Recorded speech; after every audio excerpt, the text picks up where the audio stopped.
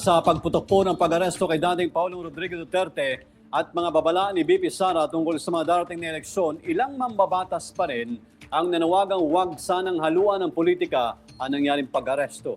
Git naman ito, hindi umano ang dating Pangulo ang dapat na pinag-uusapan, kundi ang mga biktima na extrajudicial killings.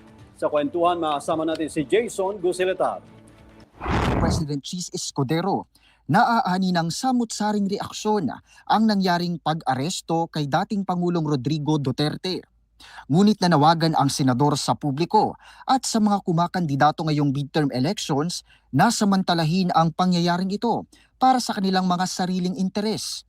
Sa kanyang inilabas na official statement, natural lang umano na magkaroon ng pagkakaiba-ibang opinyon kapag mayroong demokrasya.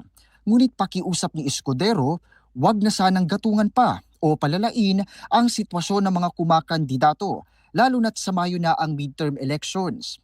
Tinukura naman ang bagay na ito ni House Prosecution Panel Member at ako Bicol Party Representative Jill Bongalon. Hirit ng kongresista, huwag na umano sanang isensationalize pa ang pagkakamit ng hustisya. Malayong malayo po na mahaluan ito ng issue politika.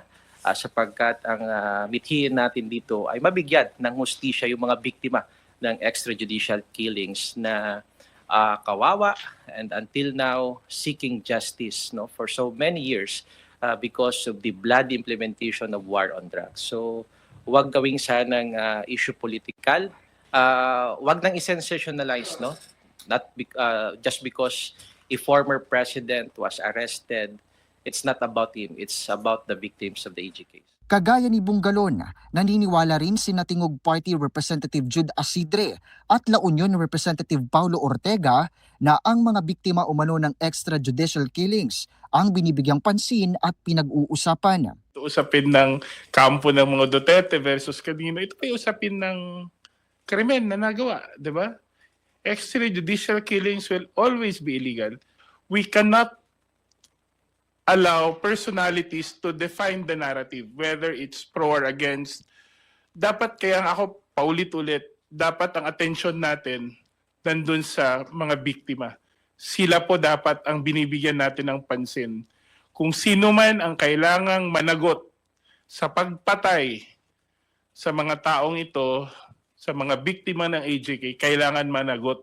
Ani naman ni Ortega, hindi umano natutulog ang hustisya. Mahirap kasi pag pag gusto mo pabor lahat sa'yo. Hindi pwedeng pabor lahat sa'yo. Dapat accountable ka for your actions. Hindi naman pwedeng maghari-harian ka na lang habang buhay. Kasi sabi ko nga, hindi natutulog ang hustisya. Bilog ang bola. Malakas din ang kanyang paniniwala na dahil sa pagkakahuli sa dating Pangulo, posibleng magkaroon ng lakas ng loob na lumabas at magsalita ang iba pang mga taong biktima o direktang involved sa AJ case. This is a story of justice.